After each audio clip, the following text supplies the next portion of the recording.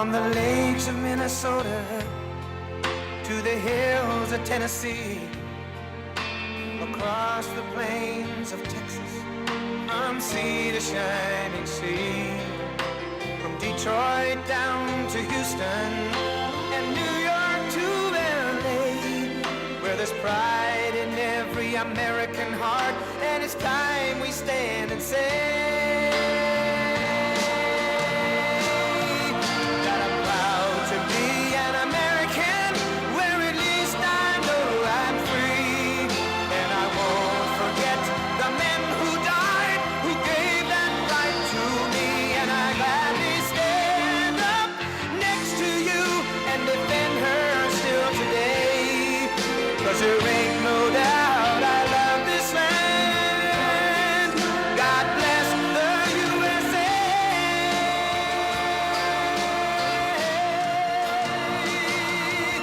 And I'm proud to be an American, where at least I know I'm free, and I won't forget the men who died, who gave that right to me, and I gladly stand up next to you and defend her still today, 'cause there ain't no doubt I love this land. God bless the USA.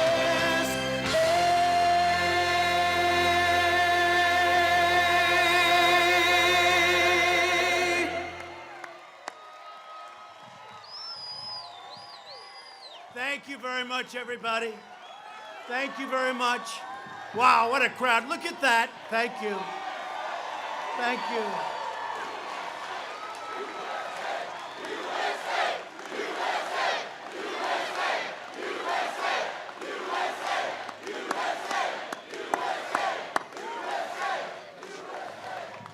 Well, before we begin, I have to tell you that runway is like an ice skating rink. And the first step, I said, you know, this sucker is slippery. I think it was put in by the Democrats. That's why. I don't know, whoever the hell got that thing, that's a trap. I'm telling you, it's like ridiculous. You know what I'm saying that for? Don't pay the bill. Okay? Because that is crazy, fellas. So next time, you know, we don't want to have that. Can you imagine if I went down, the press would have a field day for weeks and weeks. They'd say, he went down. He made a mistake. Look at that. Isn't that terrible? Isn't that terrible? Thank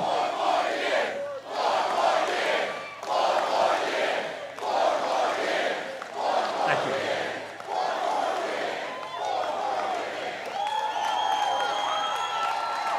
Well, I just want to say, hello, Panama City Beach. It's a nice place. We had some great times here. You remember before that great election, that great election, 16, right? 16. And now we have 20 coming up. Who would believe? November 3rd. Not November 8th, it's November 3rd, and it's going to be just as special as November 8th. Going to be just as special. And in certain ways, I can't say it's more important, but it's equally as important, because we've made strides like no country has made strides. What's happened to our country? But we had a great time, and we had some incredible rallies right here, and we're working really hard for you, and we're going to talk about that in a little while. Things are going well, okay? Well, you got hit with a little hurricane called Michael. That was not a nice hurricane, I can tell you that, but it's going well. And I'm thrilled to be here with really, truly incredible men and women of the Florida Panhandle. My friends, it's your strength and devotion and values are what truly make America great and what make America run.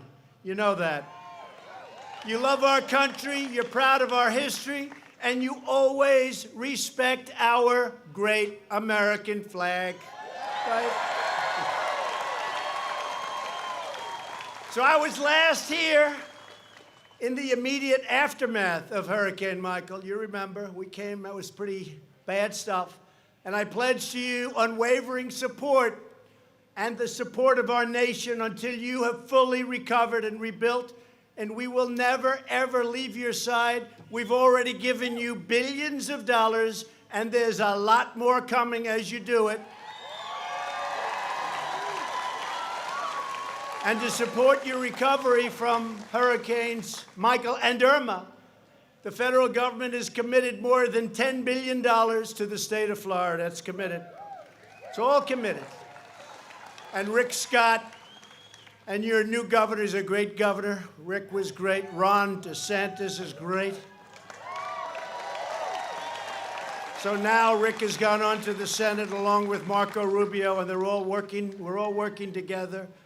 And things are going good for you and for our country. Thank you. I love you too. Thank you.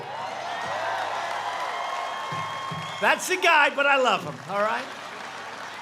Whoever the hell you are, I love him. And tonight I'm pleased to announce that my administration will be allocating $448 million in HUD disaster recovery funds for the great people of Florida. And these dollars will help communities get back on their feet. We've already given you many, many millions of dollars, but these are additional monies that are coming in to help the families put their lives together. Some families are still working very hard. It's been a tough one. More money is needed. I've just come from a stop at Tyndall Air Force Base where I saw the devastating effects of that Category 5 hurricane, Category 5. Never heard about Category 5s before. Category 5 is big stuff. Tyndall was scheduled, as you know, by the military to close. You know that, right? You know that? And I got a call from your great representatives, and they said, President, they want to close Tyndall because it got beat up badly. It got beat. In fact, we have our best planes there. The F-22 is incredible. Incredible fighter jet, the most beautiful plane I think I've ever seen. And some of them were damaged, but we lost none. We lost none. 7 were very badly damaged. They lost none. And the military had it scheduled to be closed, and I heard about it. And I made a couple of calls.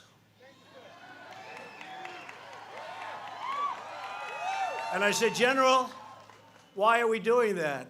Those people are incredible. Those people, they work. They're just outstanding. I said, General, why are we doing it? And they said, you know, it was damaged. I said, so what are we going to do, build a new one someplace else at a bad location? I said, we have thousands of people. We're going to end up having 8,000 people back there working soon. We're rebuilding the whole place. And we're doing a job. And we're actually moving in the F-35 fighter jet, which is the newest and the best in the world. And we got a lot of them. We've got a lot of them. And they're going to be moving in. So we're going to have actually many more people working at Tyndall than you had the day before the hurricane, okay? So be prepared. And they're doing drawings and they're doing architecture of different areas. We're building some new buildings. We're fixing some old good ones that got very badly hurt, but structurally they're sound. And when we're finished, it's going to be something that's really special, one of the best anywhere in the country, okay? And you have something very special. I was with Colonel Laidlaw, who runs it. You know him? Oh, good. He's a good man. And he was telling me the reasons, and he said, we fly right over the ocean. We get up, we fly right out over the ocean. When you do that, sir, you can do a lot more than when you're flying over people's houses. We know that feeling, too. So it's great, and it's going to be fantastic. In the wake of the terrible storm, this extraordinary community pulled together and showed the world your unbreakable spirit. Been down here a lot. I knew that long before the storms, by the way. And you've also seen countless volunteers and visitors, students and faith groups coming here to lend a hand to help like almost no place else you can imagine. And of course, people are still traveling from around the world to enjoy your sun. I happen to be one of them, by the way. And your sand and your pristine waters, which is exactly what you have, because Panama City Beach is open for business, as beautiful as ever. And today I'm doing the most allowed by law to support the people of Florida. Because of the severity of this storm, Category 5, we will have the federal government pay for 90% of the cost in many circumstances. 90%. And we can do that because of the incredible devastation and the size of that storm. So now we need Democrats in Congress to work with us to pass an acceptable bill. We're getting close. It's pretty tough dealing with. They don't want to build a wall, but we're building the wall. They don't want to do a lot of other things. They don't want to do a lot of things.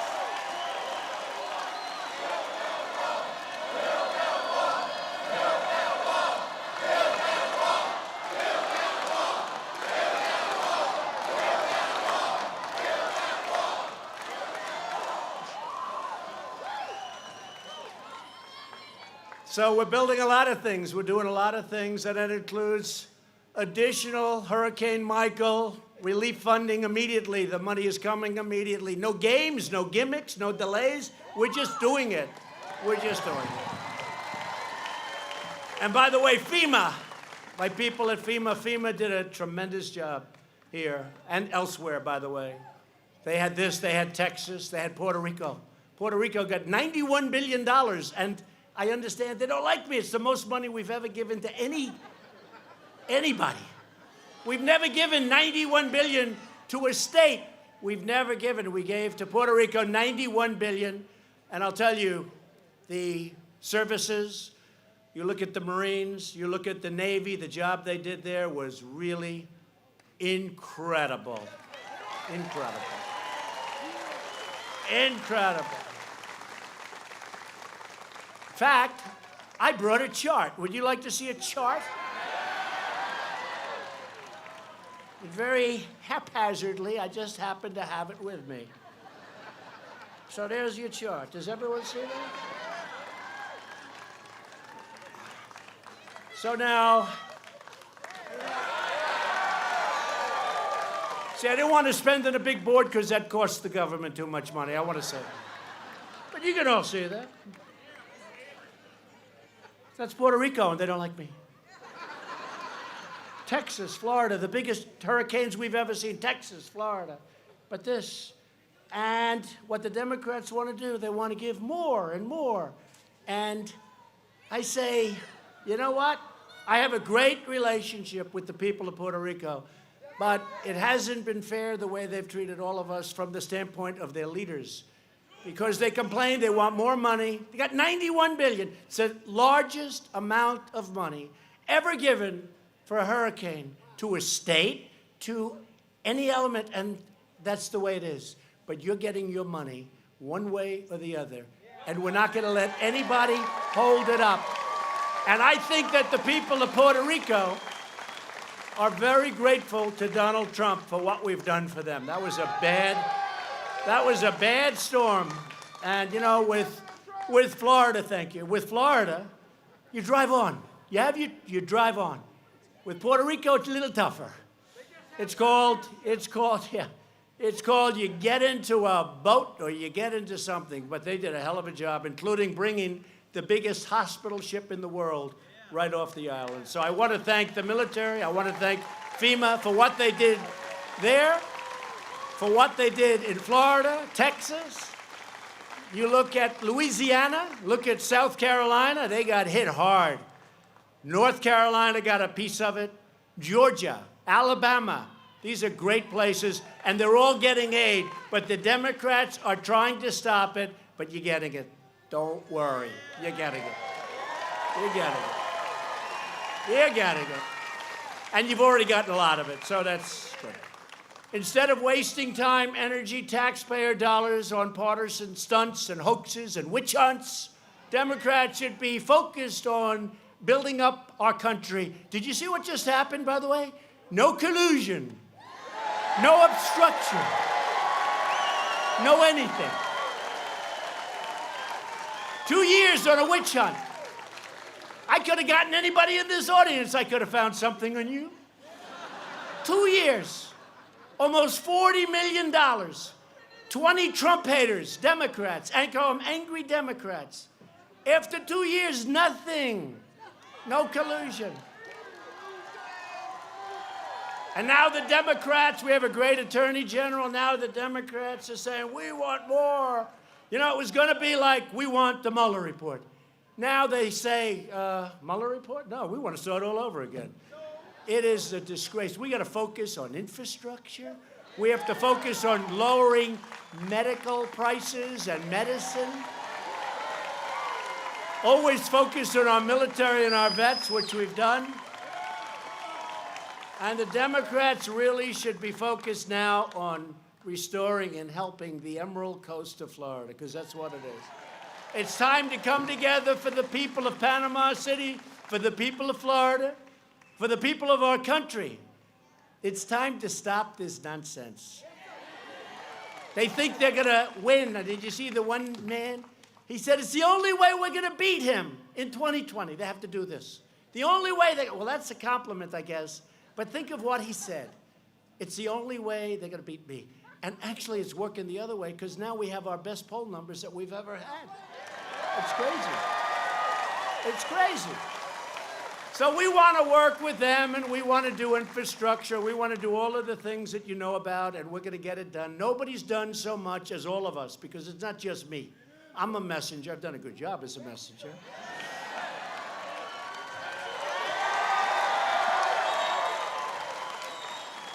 I've done a good job, but you've done a great job because you came from all over. You came from all over. You voted. They didn't know you. They didn't know that you folks existed in many cases. The invisible people. And you know what you are? You're the smartest. You're the hardest working. You pay your taxes. You do all of this stuff. Great jobs, great talents. You're the best looking people, that's for sure. You ever see, I joke about this, but it's really not joking. They call themselves the elite. You ever see the elite? This is the elite. They're not elite, you're elite. I always take heat. I say, you have better houses. So do I. You have better boats. You have better everything. You have better everything. You're smarter. You know, I say, no, we're the elite. So let's let them be the elite, but we're the super elite. There's not even a contest. There's not even a contest. I always laugh when I hear, they're the elite, and then you see this guy, and you say, he's not elite. Not in my book, he's not. But we're delighted to be joined tonight by many terrific Florida Republican leaders. They really have been fantastic, and you just got a little sample of it, and you're getting a great sample of it because as your governor, Ron DeSantis, has been doing a fantastic job. Where is Ron? Where is he? Thank you, Ron. Great job. Great governor. And along with Ron, you know, is First Lady Casey DeSantis. And your First Lady, Melania, is a big fan of Casey. Big fan.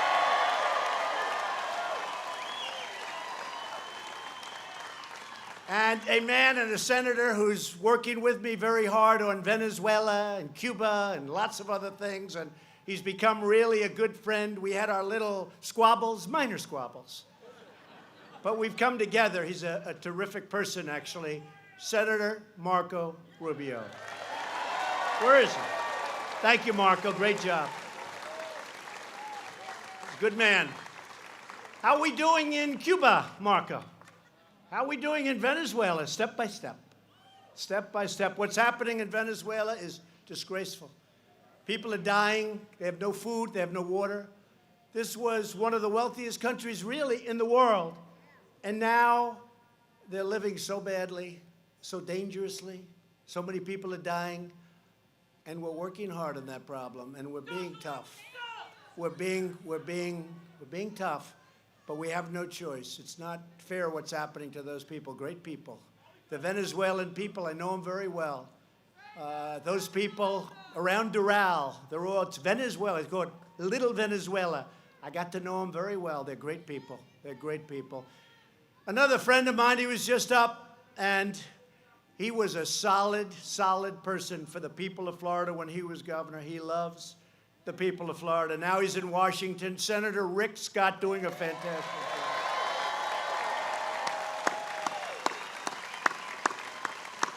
Doing a fantastic job.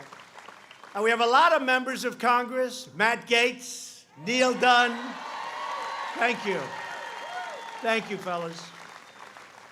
You have your Florida Lieutenant Governor, Jeanette Nunes. Jeanette. Thank you, Jeanette. Great job. Florida Attorney General Ashley Moody. Thanks, Ashley. And by the way, I just met your great U.S. Attorney. Where is he? Where is he? Thank you very much. You are doing a fantastic job. You are doing a fantastic job. Florida CFO, Jimmy Petronis. Jimmy, thank you. Thank you, Jimmy. Florida GOP Chair and State Senator Joe Gruters. Joe. Thanks, Joe. RNC Chairwoman, you know, she won a state, a great state, Michigan. I said, who was that? Now, nobody's won Michigan for decades as a Republican, and we won. So when it came to choosing who the head of the RNC would be, I said, who's that woman that was so great up in the state of Michigan? Because we won that state. We weren't expected to. But, you know, we left. That was the last speech I made. And we had 32,000 people show up at 1 o'clock in the morning. It was now election day. Think of that. And I left. Think of it. Election day. And I left, and I said, you know, I don't know why we're going to lose. We had 32,000. Our opponent, we want to be nice. Our opponent was there at prime time, like 6 o'clock. And she had 500 people. I said, why are we going to lose Michigan? And you know what? We didn't, because Ronna McDaniel was fantastic. And another one who's fantastic, RNC co-chairman Tommy Hicks. Thank you, Tommy. Thank you. Thank you, Tommy. Great job.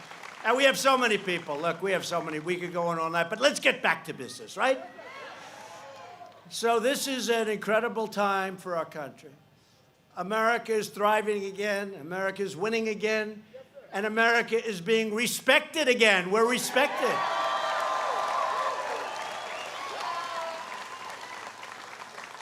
In fact, one of the Democrats today said that it's a he, sleepy person, said that he heard from a lot of foreign leaders, and they want him to be president. Of course they do, so they can continue to rip off the United States. Of course they do. Of course. I think if I heard that, I'd never vote for him. And then you have Bernie. Then you have Bernie. You got some real beauties. Crazy Bernie. You got a choice between Sleepy Joe and Crazy Bernie. And I'll take any of them. Let's just pick somebody, please, and let's start this thing. Let's start it. Pick somebody. We have a young man, Boot Edge. They say edge. He's got a great chance, doesn't he? He'll be great. He'll be great. Representing us against President Xi of China. That'll be great. That'll be great. I want to be in that room. I want to watch that one. By the way, you see the tariffs we're doing? Because they broke the deal. They broke the deal. So they're flying in. The vice premier tomorrow is flying in. Good man. But they broke the deal. They can't do that. So they'll be paying, if we don't make the deal, nothing wrong with taking in over $100 billion a year. $100 billion. We never did that before. And we have that happening. A lot of good things happening with a lot of countries. We have a deal with Mexico. We have a deal with Canada. Worst deal? NAFTA. How bad was NAFTA? All the empty buildings, all the empty plants. We have a great deal with Mexico and Canada. We got to get the Dems in the House to approve it. And if they don't, that'll be okay too. We're going to do something else. We'll be just as good, if not better. You always have alternatives, folks. Got to have alternatives. When they want to hold you up, which is a holdup. When they want to hold you up for political reasons, you always have to have alternatives. Got a lot of good alternatives, sometimes better. Some of it's better. Our economy is now the hottest anywhere on earth, and it's the envy of the world.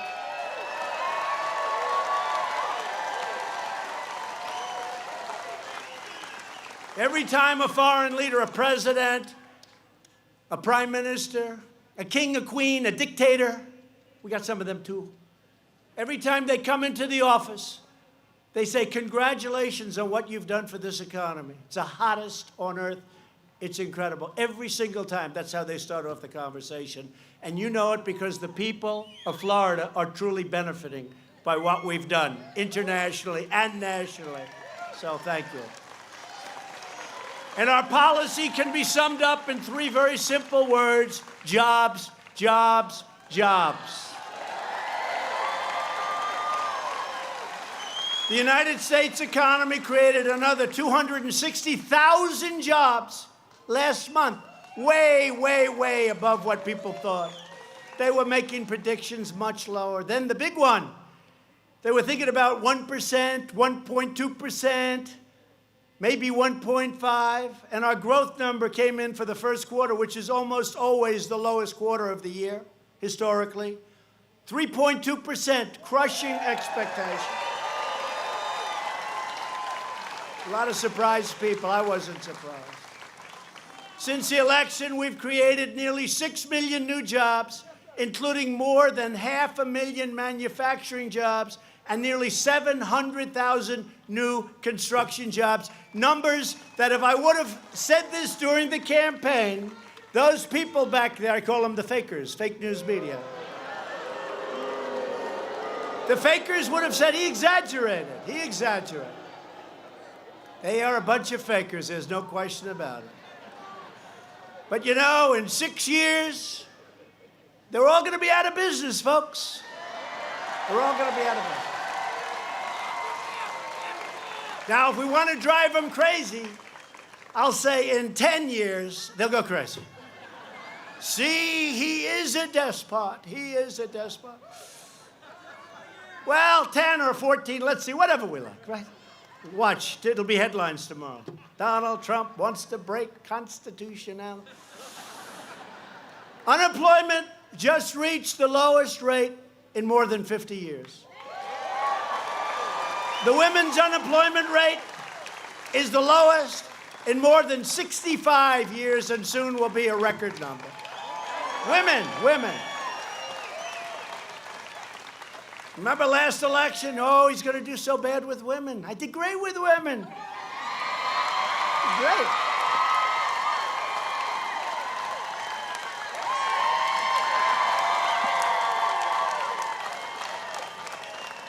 We did great with women. Hispanic American unemployment just hit another brand new, all-time historic low.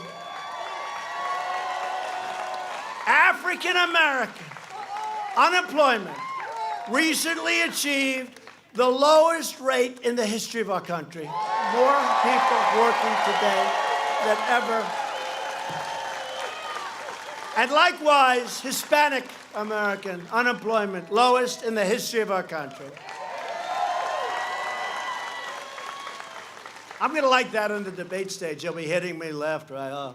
I'll say lowest rates ever in history. Highest income ever in history for the different groups. Highest income. More people are working today in the United States, almost 160 million, than have ever worked in the United States before. And nearly 1 million more African Americans are employed today than when I took office. Think of that. Right?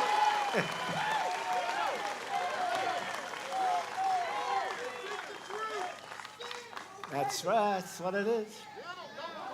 Guy just screamed out 14 more years. Now, 14 more years. After many years of stagnation, wages are rising very fast. Hasn't happened in 20 years.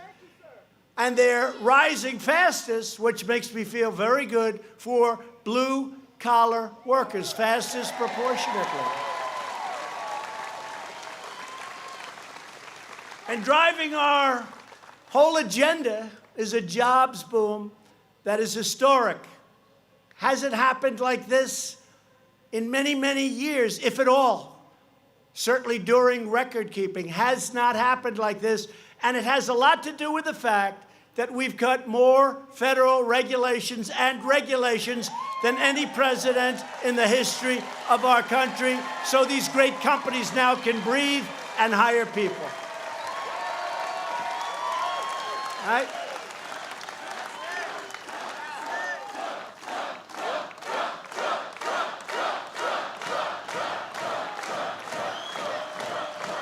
Thank you. And we just passed the largest package of tax cuts and reforms in American history, the largest. And we got rid of the individual mandate of Obamacare, the most unpopular thing.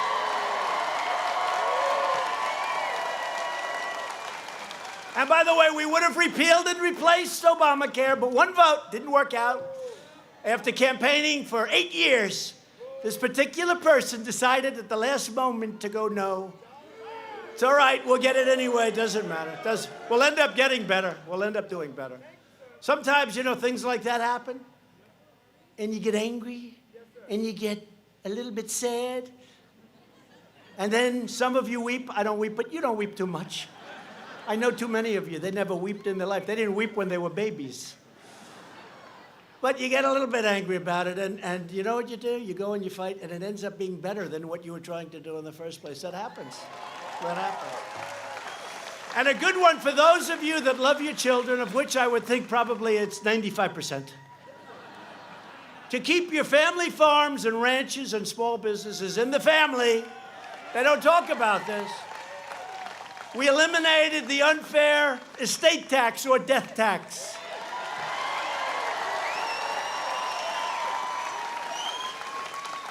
So now if you love your child or you love your children and you have a beautiful farm, ranch, small business, it's doing great.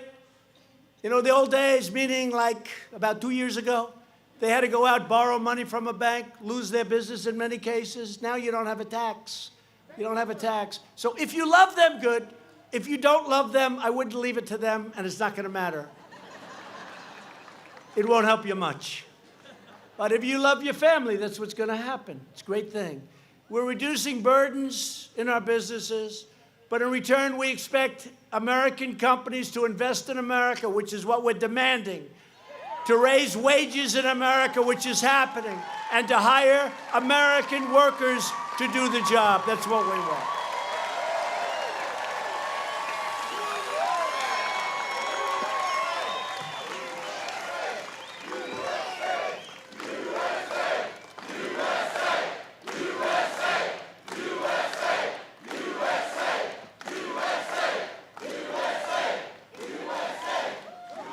And as I stand here floating around on a piece of ice, this is crazy.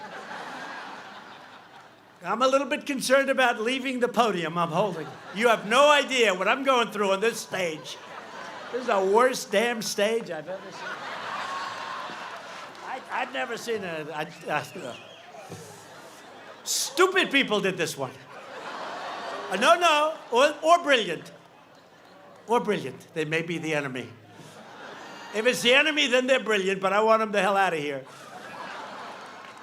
And we're reversing decades of calamitous trade policies that enrich Wall Street at the expense of Main Street. You see what's happening.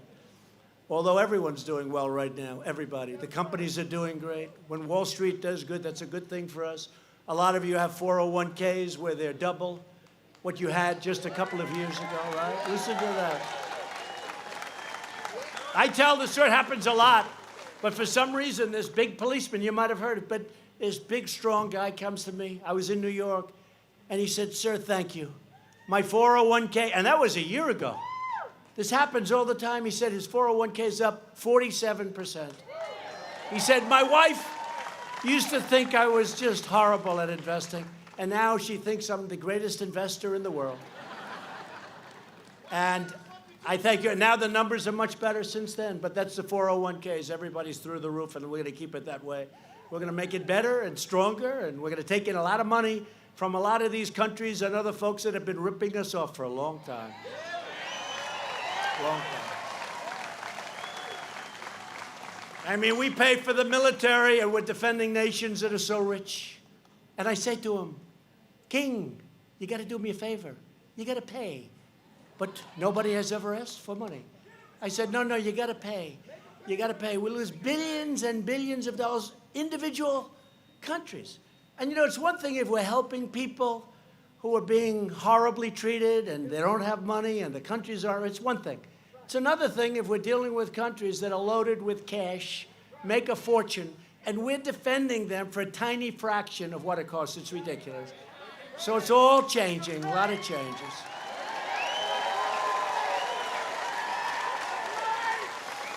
One country, I won't say the country, but one country we spend a lot of money on, defending, very dangerous territory. And it costs us $5 billion. And I said to a general, please do me a favor, General, tell me, how much does it cost for us to defend this country, which is very rich? Sir, I will check. He comes in and, sir, it's $5 billion, sir. I said, that's okay. Now, how much do they pay us? Sir, they pay us $500 million. I say, we lose $4.5 million to defend a country that's rich as hell and probably doesn't like us too much. Can you believe it? And we've been defending it for many years. So I called the leader of the country. I said, you know, it's not fair. We're spending all of this money, great danger, and we have our men and women, they're the best in the world, and we're sending them over to your country. Not fair. You got to pay. You got to pay. And he said, like the king, he said, but nobody's ever asked us that before. I said, that's because you had stupid people running.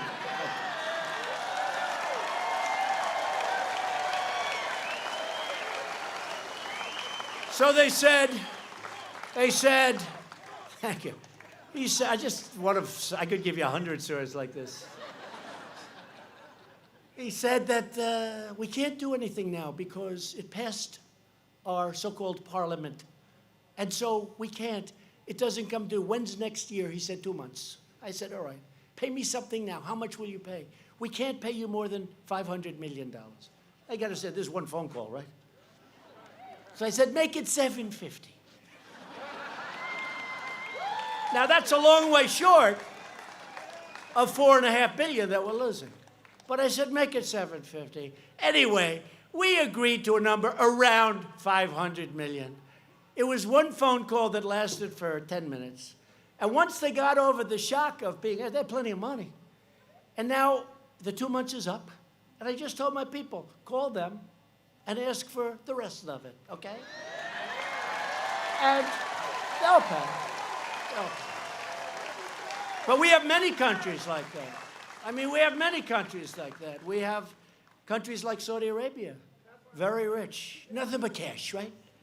So I think they can afford to pay us, right, for defense.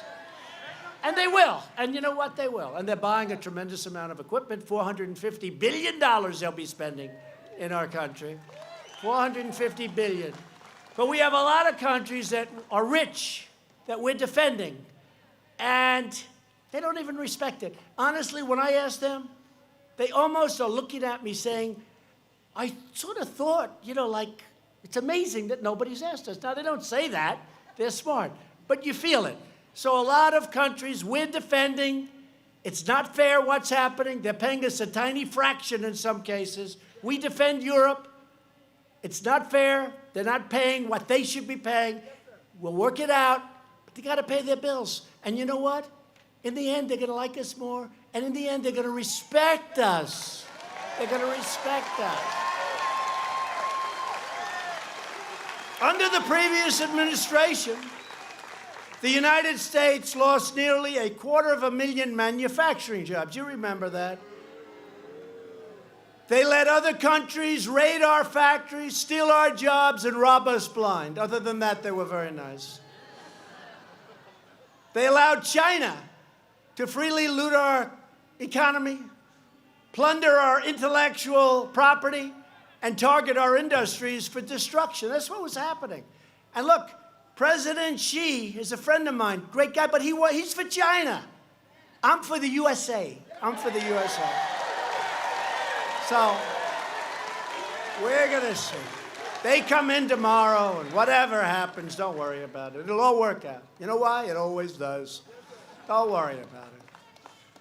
There's no pressure because, you know, we're the piggy bank that everybody wants to rob. You understand that? So we have the thing that everybody wants. We're now the biggest market in the world by far. I'll tell you, China was catching us. If another person happened to be in this position right now, first of all, there'd be about 10 people instead of all the people. Hey, I wish the cameras could spin around and show this massive field, you know?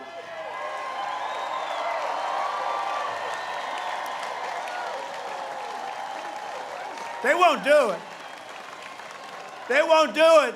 They never do it. They don't like to show it. And, you know, I actually try and explain the ones that are semi-friendly. I said, you know, it's good for your production value to do that. Your production values are much better. Yep, let them know it.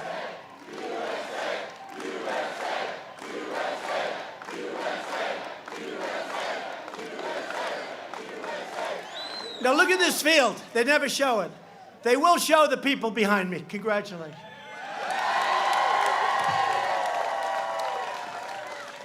They may have a lousy seat, but you know what? They'll be famous tomorrow.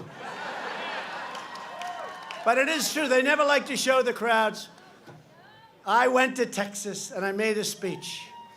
And Beto, boy, is he falling like a rock. What the hell happened to Beto? So we went to El Paso and I made a speech and we had an arena that holds 8,000 or 9,000 people. The arena was packed. We had 35,000 people outside. We had these massive movie screens outside so those people that couldn't get in could see. He had 502 people. The next day in the news, the New York Times guy actually wrote a story that he thinks that he had more people than me. Can you believe this? No, can you believe it? No, so dishonest. And most of them just said, two massive crowds were in it. Well, his crowd was not massive. He had like 502 people, according to the people that count crowds. So we get a very bum press, but that's okay, because we're here and they're not, right? We're here and they're not. They're very dishonest people.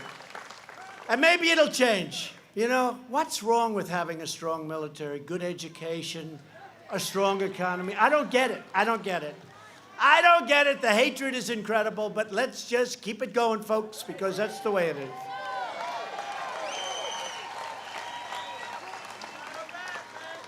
But the great betrayal of the American middle class ended the day that I took the oath of office, because I'm with you. I'm with you. And there are those that say, even the fake news media, there are those that say, it was the greatest day in the political history of this country. It was the greatest election. And it continues, you know, because they keep trying to take it away. Let's try take it away. That's not working too well. That's not working. But think of it. I mean, Hillary Clinton's still going up. I think they stole the election. No, she lost. She lost. The next time, the next time,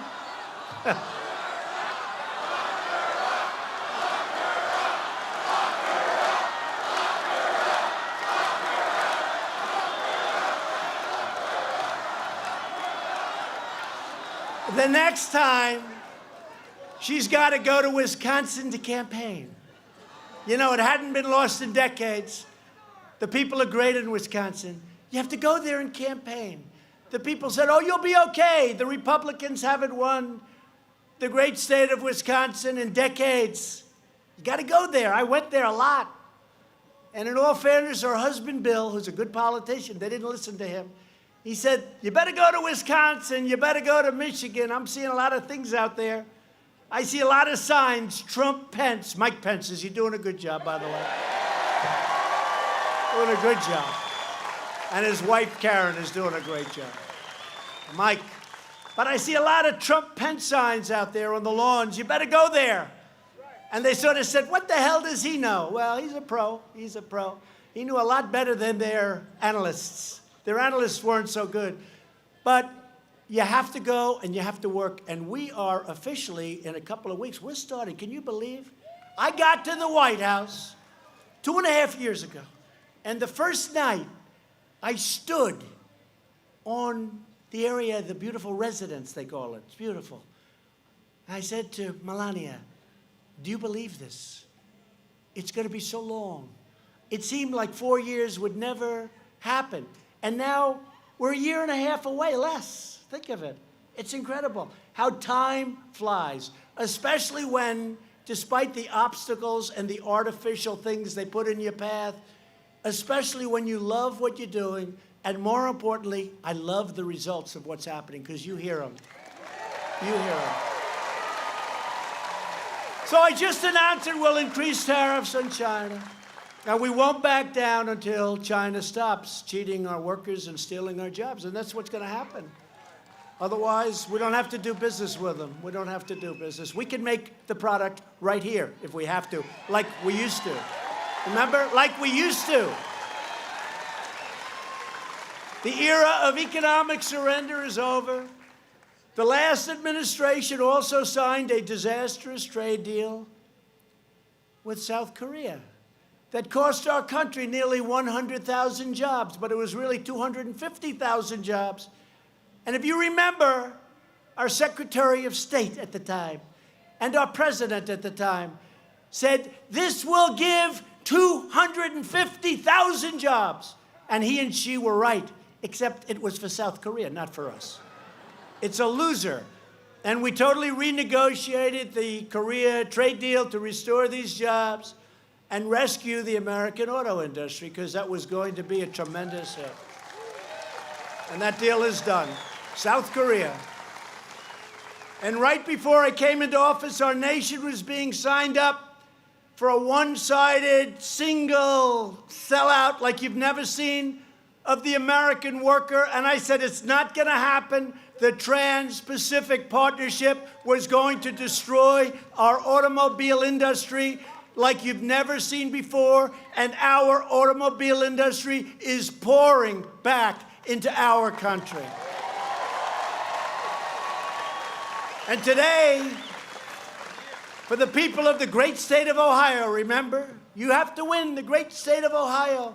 Boy, did we win it. We won it by like 9 points. It's a great state. So everyone's coming back in. Toyota's coming in. Honda's coming in. Many, many car companies.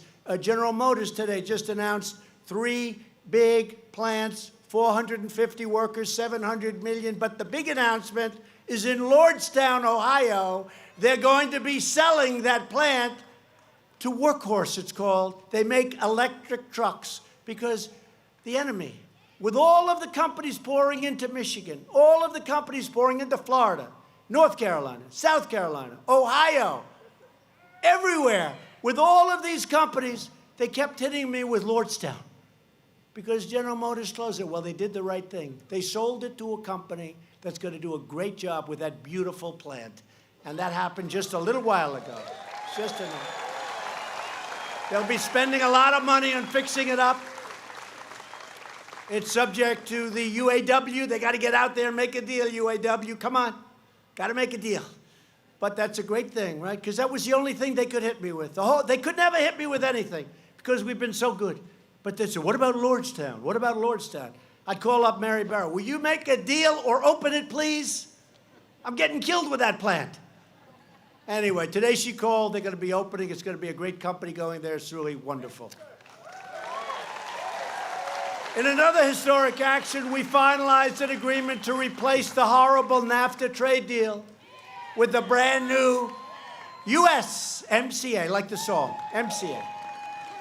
The USMCA will mean countless more jobs for Florida farmers, ranchers, and growers, and manufacturers. But while we're unleashing an unprecedented wave of prosperity, the Democrat Party is trying to return us to the failures of yesterday. They want to have things rejected because they're all waiting for 2020. They think the more they can hurt us, the worse they make us look. I think they're making us look better, personally. I really do. I really do. I mean, they want to do investigations instead of investments. They want to do what they're doing, which looks so foolish, and maybe I read it wrong, but I think it drives us right on to victory in 2020 because people get it. People get it. But our country, the great USA, is not being pushed around anymore. Nothing is more dangerous than the Democrats' crazy immigration agenda. Democrats believe that everyone in the world has the right to violate our borders. They want open borders, disrespect our laws, and come into our country and collect benefits courtesy of the United States taxpayer. Thank you very much. All right?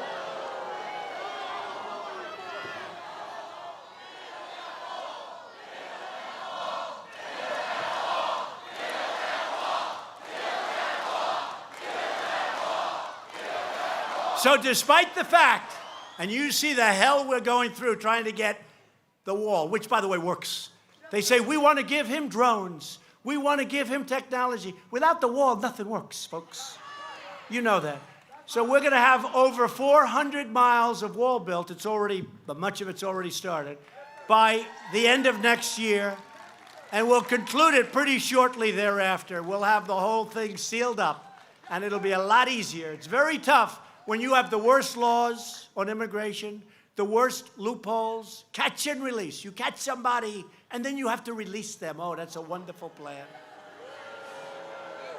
Chain migration, you come in and you bring your whole damn family, and if you're no good, you got people all over the place. This is chain migration.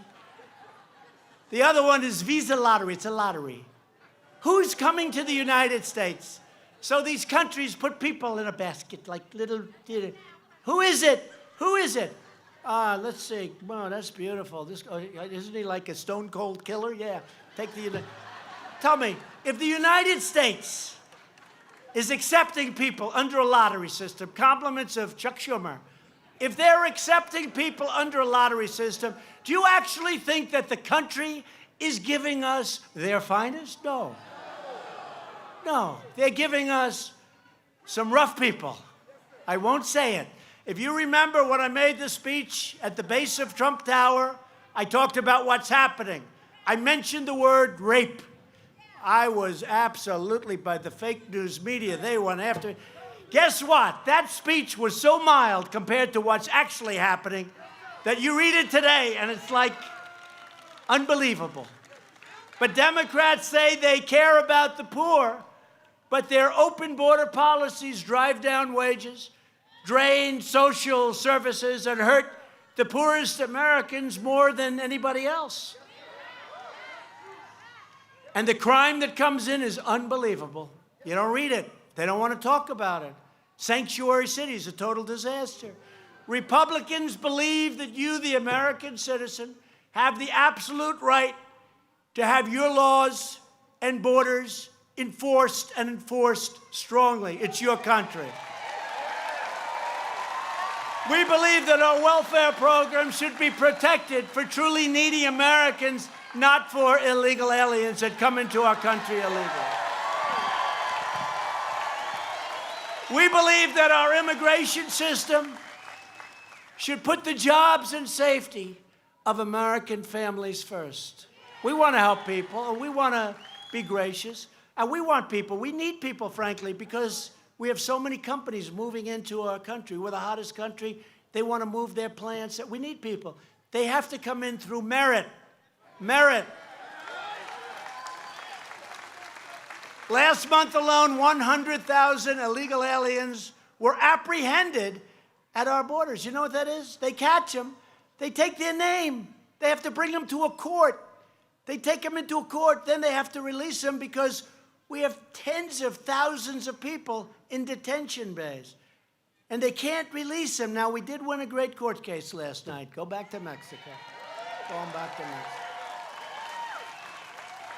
And I told Mexico very nicely that you can't let people walk 2,000 miles up your country, because if we do that, we're going to close our border. If we have any more, we're going to close our border. We're going to do it. I don't care what it costs. We'll close our border. So Mexico now, for the first time, has been taking people back to Honduras and Guatemala and El Salvador and other countries. And for the first time, not big enough numbers, but they're getting bigger. They're getting bigger. We can't have this, folks. We can't have this. This is crazy what's happening. And what we really need more than anything else, we need the loopholes closed by Congress. It would take 15 minutes. Everybody knows what they are. Asylum. Asylum. They walk in, they read a statement by a lawyer, written by a lawyer at the border who probably gets paid by somebody that's not exactly friendly to this crowd. I am very fearful of my life. My country is a very frightening place to be. Please help me. In the meantime, there's tattoos all over his face. And I say, no, he's the one that causes the fright. And he comes in and he talks about his country. But then they have a picture of him 5 days sooner walking up, flying the national flag of their country. So if he's so afraid of his country, why is he flying the flag of the country, right? Flying the flag. They want to fly the flag of Guatemala and Honduras and El Salvador right into our border. Save that flag. We love our country. We love our country, but we're afraid of it. For purposes of getting into the United States, we're afraid of our country. No, we can't let this happen. The Democrats, we need the votes. We need the votes. Otherwise, you're going to have to vote them out of office, Congress, the Senate. You're going to have to vote them out of office. Come November, next November, November 3rd, next year, you're going to have to vote them out of office because otherwise you can't make a change. We need the votes. We have to go through Congress. How we ever ended with this stuff is incredible. But they don't mind it so much because they don't mind crime. They don't mind crime. No nation can tolerate a massive, organized violation of its immigration laws. And no one should run for office without an ironclad pledge to protect and defend America's borders. Shouldn't be allowed to run. And to confront this crisis, you saw that. It was a big deal 2 months ago. I declared a national emergency, which is what it is. This is an invasion. When you see these caravans starting out with 20,000 people, that's an invasion. I was badly criticized for using the word invasion. It's an invasion. And it's also an invasion of drugs coming in from Mexico, okay? It's an invasion of drugs. They all better be careful, because, you know, we're destroying the lives of hundreds of thousands of people a year with the drugs that are pouring across our southern border. They better damn well be careful, because people are wise to it now.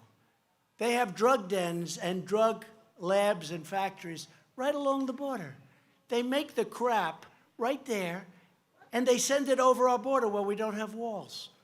They drive it right through, because we have 2,000 miles between the Gulf and the Pacific, 2,000 miles. Now, a lot of it, you don't need the wall because it's mountains, it's big, strong rivers, it's snake country. Nobody's walking through certain areas. You gotta like snakes a lot. They got some rough country. But we need, and what we need we'll have done. But they can't do this. They can't let this happen. And we're being very tough with them, I'll be honest.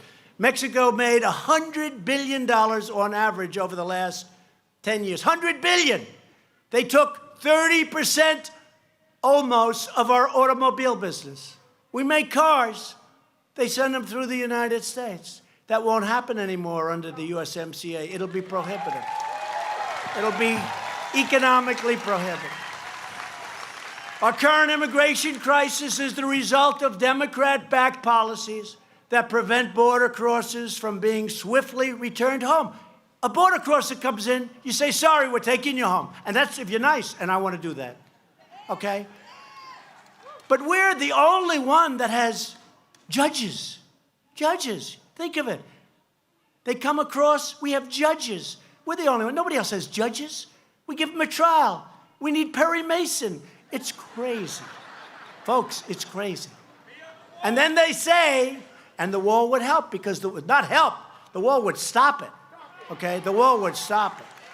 I mean, when you have 15,000 people marching up, and you have hundreds and hundreds of people, and you have 2 or 3 border security people that are brave and great, and don't forget, We don't let them, and we can't let them use weapons. We can't. Other countries do. We can't. I would never do that. But how do you stop these people? You can't. There's no... That's only in the panhandle you can get away with that statement.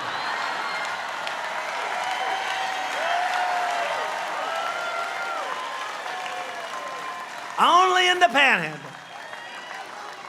So it's a tough situation, but if they change the loopholes, we'll have it perfectly. And when the wall is finished, it's going to be great. Democrats even supported deadly sanctuary cities which release dangerous criminal aliens onto our streets. They're protected.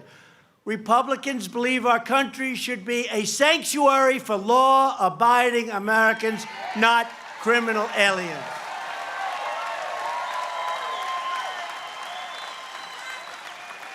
Congress must act to fix our horrible immigration laws.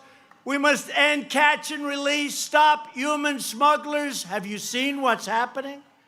Human smugglers, human traffickers. Have you seen what they're doing? This is an ancient thing. It's an ancient crime. It's bigger now because of the computer, because of the internet, than ever before worldwide. Not just here, worldwide. And most come through our southern border where we don't have a wall. They don't go through ports of entry. You have people looking inside the car, the van.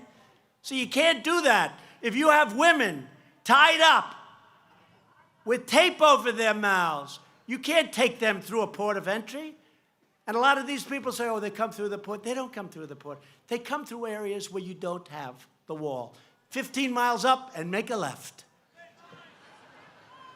We got to shut down sanctuary cities, deport criminal aliens, and replace the visa lotteries, the chain migrations, with a modern system of immigration. We have to do it.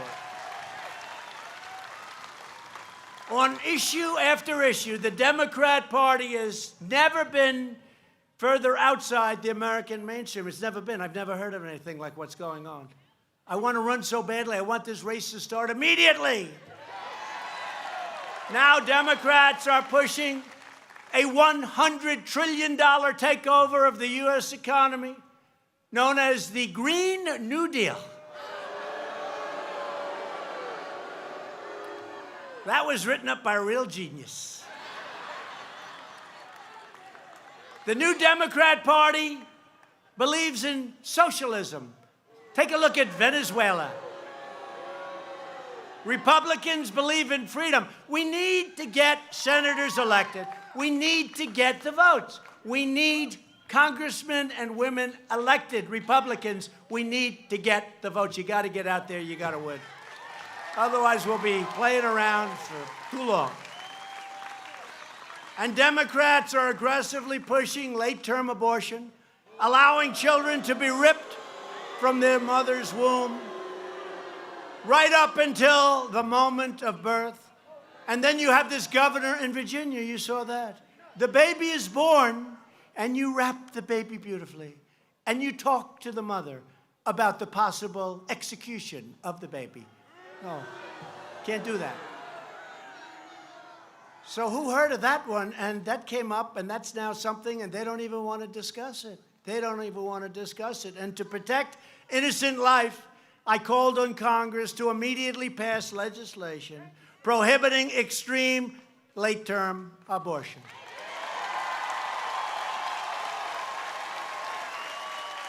Democrats are now the party of high taxes, high crime, open borders, late-term abortion, witch hunts, and delusions. The Republican Party is the party for all Americans. We want to make America great again. That's what we're doing.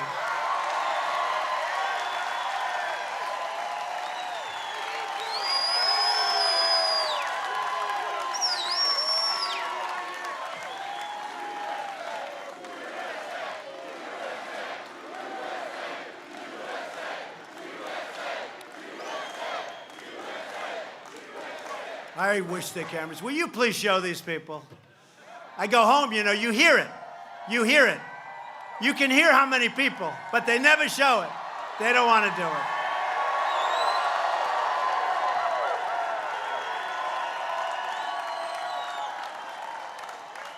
It's like a Florida State football game, isn't it, right? We are the party of the American worker, the American family, and we are the party of the American dream. Every day we're making very, very good on our motto. In fact, much better than we promised. And you know what it is? It's promises made, promises kept. We've actually given you more promises, and a couple of my opponents said this. They weren't happy about it, but we've given you more promises than we said we would do. That's very unusual for a politician. That may be a first. Earlier this year, I signed an executive order to defend free speech on college campuses. You see what? And we are carefully monitoring the actions of social media giants. Big tech must not censor conservative or other voices. And we are also taking steps to address judicial overreach. Activist judges whose issue, that's right, you know about that, right? We did a big thing. And the Democrats hate that I did this, because you know who started this in reverse? Was Bill Clinton when he was president. Because activist judges who issue nationwide injunctions based on their personal beliefs undermine democracy and threaten the rule of law. Take a look at what we did for criminal justice reform. Nobody thought it could be done, and we passed it. And it's tough as hell, but it's also fair. It's fair. That's why we're appointing judges who will interpret the Constitution as written. And we just confirmed, listen to this, our 100th federal judge. And we'll soon be in record territory, not to mention 2 great Supreme Court judges. We've got 2 great Supreme Court justices. What a difference. And having them up there makes you feel good about your country, doesn't it? Makes you feel good about your country. We've launched a historic initiative to reduce the price of prescription drugs. We're doing big.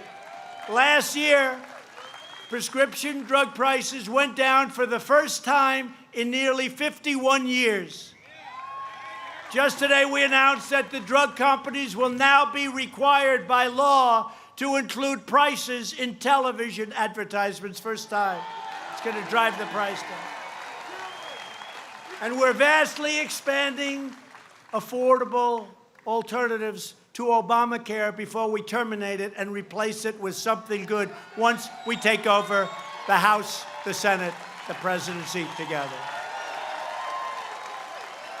And we will always protect patients with pre-existing conditions, always. The Republican Party will always protect patients with pre-existing conditions, people with pre-existing conditions.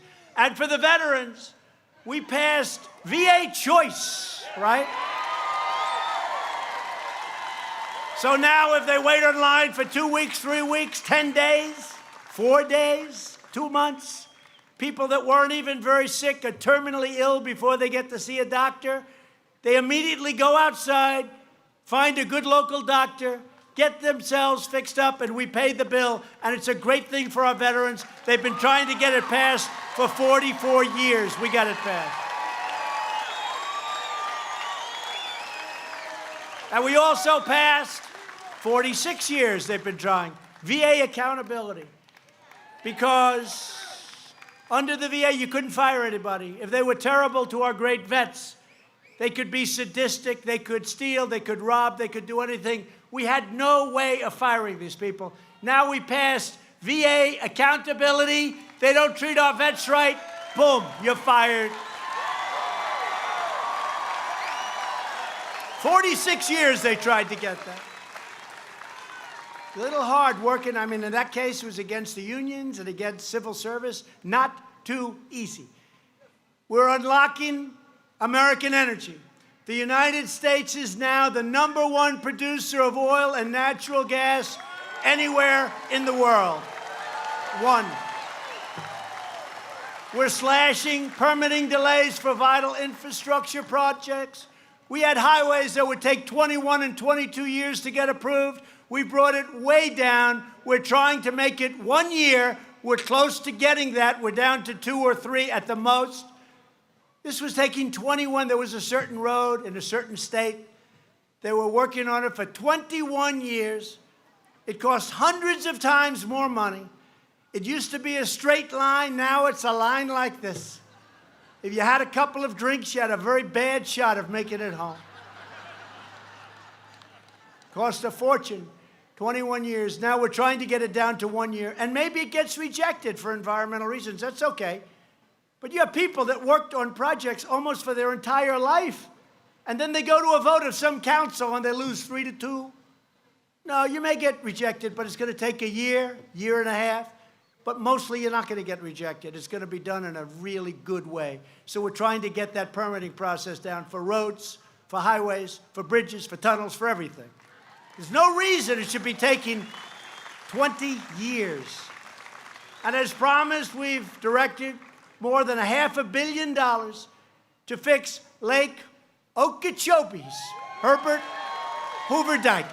Everybody wanted that done. Your governor, both your governors, your last governor and your current governor wanted that done. So we have the Army Corps of Engineers. They're doing a fantastic job, and they're getting it done.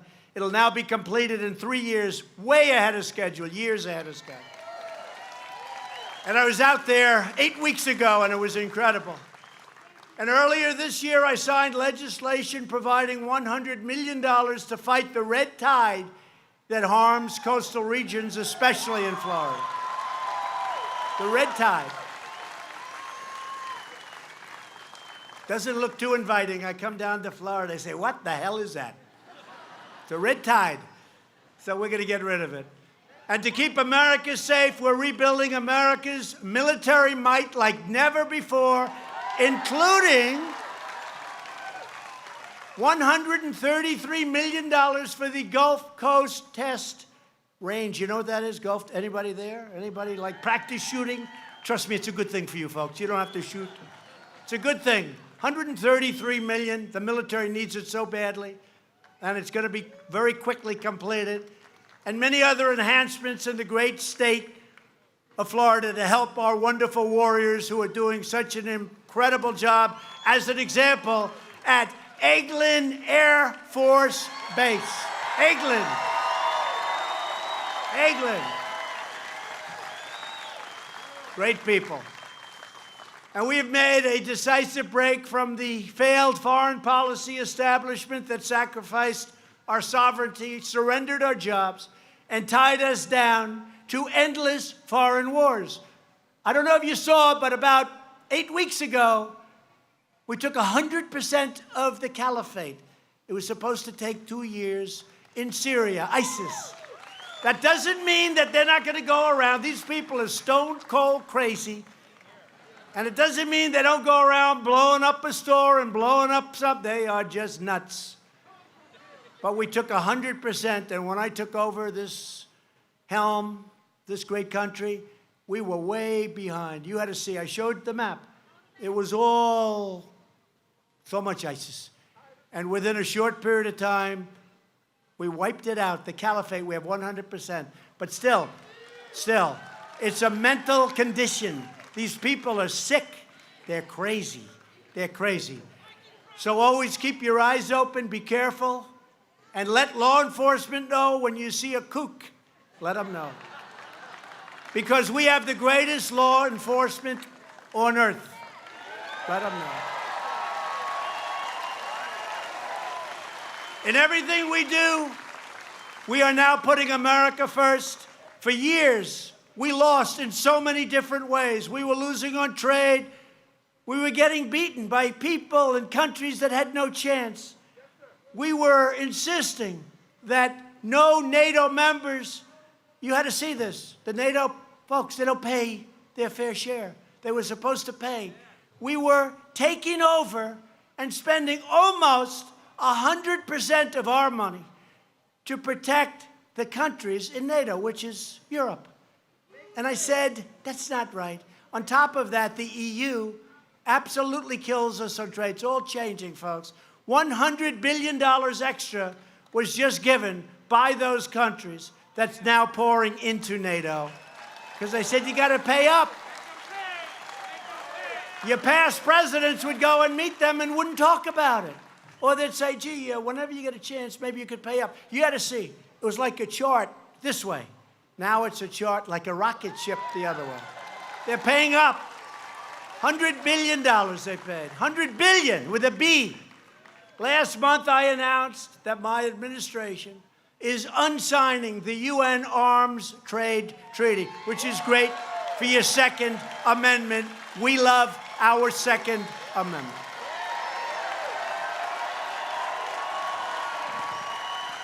And we will never allow foreign bureaucrats to trample on that very precious Second Amendment and your rights under the Second Amendment. I also withdrew the United States from the horrible Iran nuclear deal.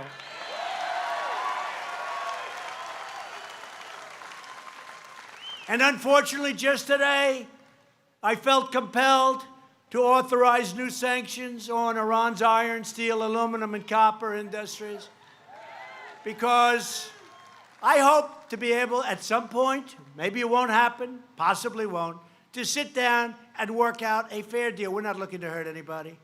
We want a fair deal. We just don't want them to have nuclear weapons. That's all we want. I recognized Israel's capital and opened the American embassy in Jerusalem.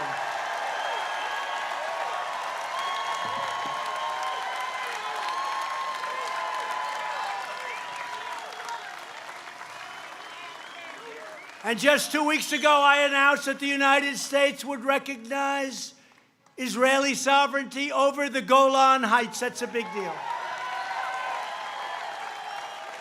And as rockets rained down on Israel, we reaffirmed America's solidarity with the citizens of Israel in their fight against terror. They have done just a great job. It's a dangerous place. The Middle East is a dangerous place. We also recognize the legitimate government of Venezuela, and we forcefully condemn the socialist brutality of the Maduro regime. And our hearts are united with the people of Venezuela and many of their relatives who are here right now with us tonight, the people of Cuba and the people of Nicaragua in their struggle to be free. It'll all happen, folks. It'll all happen. Each of us in this great arena, sort of arena, it doesn't have a roof, but these are minor details. Problem is, if we had a roof, you could never hold this many people. So.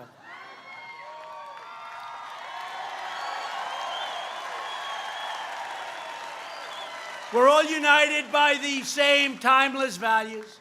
We believe in the American Constitution, and we believe in the rule of law. We believe in strong borders, strong families, and a strong national defense. We believe in the dignity of work and in the sanctity of life. We believe in religious liberty, the right to free speech, and the right to keep and bear arms.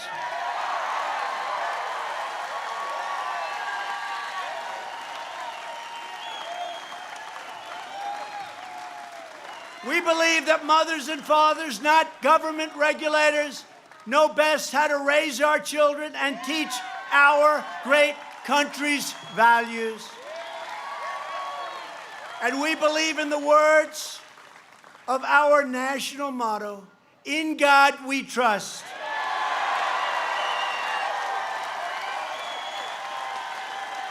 These are the traditions, customs, and principles that bind us together as neighbors, as citizens, as Americans. These are the values that unite people in the Panhandle. Panhandle. Oh, we love the Panhandle. You all love the Panhandle? I think so. You're incredible people. I tell you, you're incredible people. You're smart, you're loyal, you're unbelievable people. but all across the magnificent state of Florida and all over our country.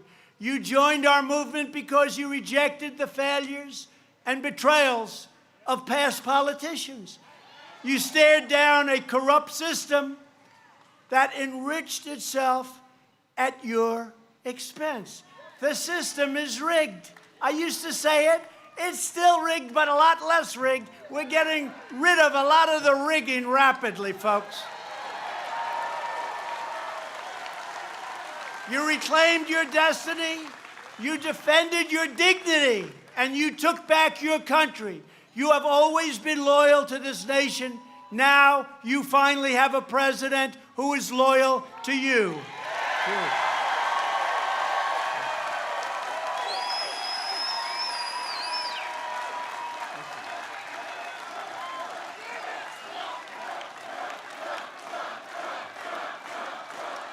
Thank you. And every day between now and November 3rd, 2020, I think of that. November 3rd, 2020. Boy, it's close, huh? But every day we're going to keep on working, we're going to keep on fighting, and we are going to keep on winning, winning, winning.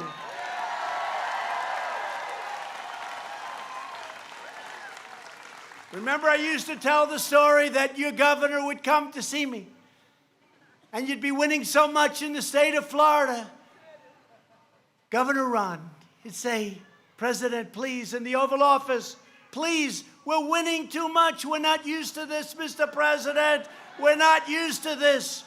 For years and years, we've been losers. We've been losing, Mr. President. Now we're winning. We're winning so much. The people of Florida can't stand winning so much. Can you maybe pull it back a little bit, Mr. President? And I said, no, I can't, Ron. I'm sorry. He said, I thought you'd say that. We're going to keep winning. We've never been winning like we're winning now. You've never had better numbers.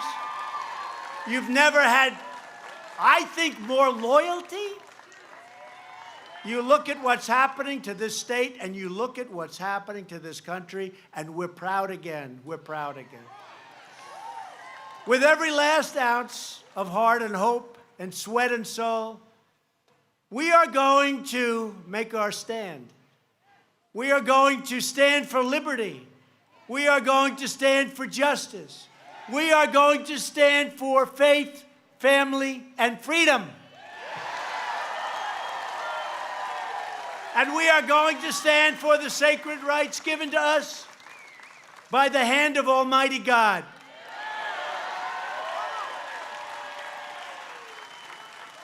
We are one united movement, one united people, and one United States of America. And together with the proud people of the Panhandle, the proud people of Florida, we will make America wealthy again. We will make America strong again. We will make America safe again. And we will make America great again. Thank you, Florida. Thank you very much.